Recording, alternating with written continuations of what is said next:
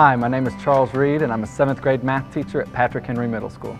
I'll be demonstrating criteria I-10, building a positive and respectful classroom environment. So I greet at the door at the beginning of my classes. It builds a relationship, builds familiarity, comfort with somebody. You're making eye contact with students and we're ready to start again and it starts the day fresh. I try and be compassionate, so that's the first thing. You win them over with being compassionate, and then you bring in all the academics, which is making it engaging, making it enjoyable for the kids, not just drill and kill. Oh, I like that answer. That's good. I'm going to give you $1 for that. I like it because he did not just give me a one-word answer. He did not just say circumference. He gave me a full sentence. One-word answers, that's too basic. Y'all are high-level thinkers. That's excellent. Good job.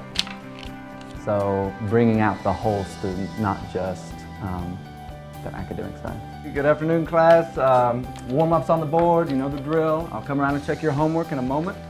Please make sure you have it out so I can see it. I wanted to become a teacher to transfer knowledge. I want to make a difference in life, and if you want to make a difference, be a teacher. Perfect. Daisy. Excellent. Excellent. So one of my favorite activities in the classroom is doing a mix and mingle, or I think some people have called it a round robin, where the students have to get up and they have a sheet and they have to walk around and find other people to help them solve that problem, and then they sign it. Here is what we're doing now. It's doing our round robin where you have to go around and get signatures from your friends. Okay, so let's go over the expectations like we do every single time. This was not something that I started right away in my classroom, and every single year I first have to develop my classroom culture. I have to develop that there are boundaries, I have to develop all that, but once that groundwork has been laid, then I can start to do this activity. Okay, you remember, once we get up and move around, you are not finding a partner until I tell you to. You're just walking around, and when I say time, then you find your partner that's closest to you. All right, let's go. And when I first heard of this, I was like, this sounds like a disaster. Kids are walking all over the room without any, I'm not telling them what to do. But then I thought, no, we have gotten this far. They're behaving, they're doing what they need to. I'm gonna try it. So that's one of my favorite activities. Mankind is a relational being. Like, we develop relationships, we live in relational stuff, we memorize things better when we have relationships with people. So when you know what a kid's going through, when you know, okay, this kid's a little off today, maybe my expectations for where he's gonna be at the end are gonna be a little bit different than they would have been if he's having a stellar day, but tomorrow we'll pick it up, tomorrow we'll get there. If you have that relationship built, they don't want to disappoint you. They don't want to upset you. They want to please you. Everybody take note. We have somebody turn in scholar dollars. Good job. Homework pass. Scholar dollars are something I use in my classroom as a reward system.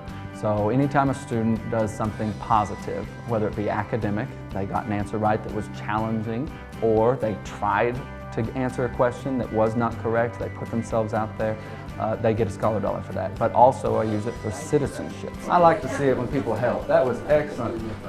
Excellent. The center point. You are the man, Abraham. All right. So if a student picks up a piece of paper when nobody's watching and they just did it just because there was something on the ground, scholar dollars for being a positive impact in our classroom environment. Ulysses, never fail in class. You're doing a great job. Keep up the good work. Ooh, good, Abraham. He's even finished it. He's done his work in the check work box. I think my teacher is great because I like his attitude, the way he is. He's fair. I just think he's awesome. I arrange in my classroom the supplies to alleviate what I call pressure points. I don't want there to ever be congestion anywhere, so the students have to come in and get our class binders, and those are in one corner of the classroom. So they come in and it's away from the door. I don't want them to come in the door and then stop there and have a big bunch because they're all trying to get their binders out. So they go to the opposite side of the room, get out their binders, take it to the desk and get to work. And in another corner of the room, I have the homework station, the turn-in station, the place where I have all the papers where we can pass it out. So I'm trying to spread it out so that there aren't any pressure points in class. When it comes to student materials, I try and get those as accessible as possible. So at my school, we're lucky enough to have places under the desk where they can put their textbooks, where they can put their what we call clear boards for them to write their answers on, and I keep the markers in there. Please make sure that the clear boards are under your desks. Clear boards are under your desks. So that I can say immediately, okay, get it out from under your desk. So I want that stuff to be accessible. In my classroom, I post student work on the walls. My teacher encourages me by putting posters on the wall like how to do like the class rules. In my classroom, I arrange my furniture, my desks in groups. I do think it's important to have it in groups so that they can have intellectual conversation which stimulates their brain and keeps them focused, because getting to be able to talk every so often in class does keep them engaged. I disagree because it's going across, but it's bent down.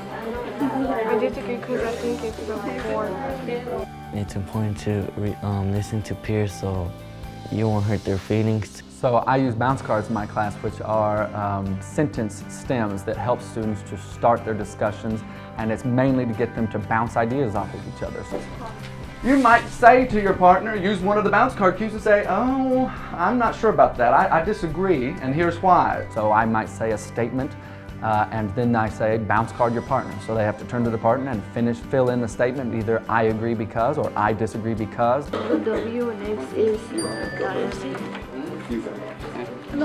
That's a great point because like it goes straight lines and it's touching the center point. So it could be like the diameter. And so then they're actually starting the conversation with the partner, and then their partner has to respond to their other partner. So it's just giving them stems to be able to have conversation. I'm looking at my students with rose-colored glasses. I'm constantly encouraging them, building them up, trying to take them to the next level. All right, two things. One, you should be proud of yourself for what you've learned. This is not an easy objective.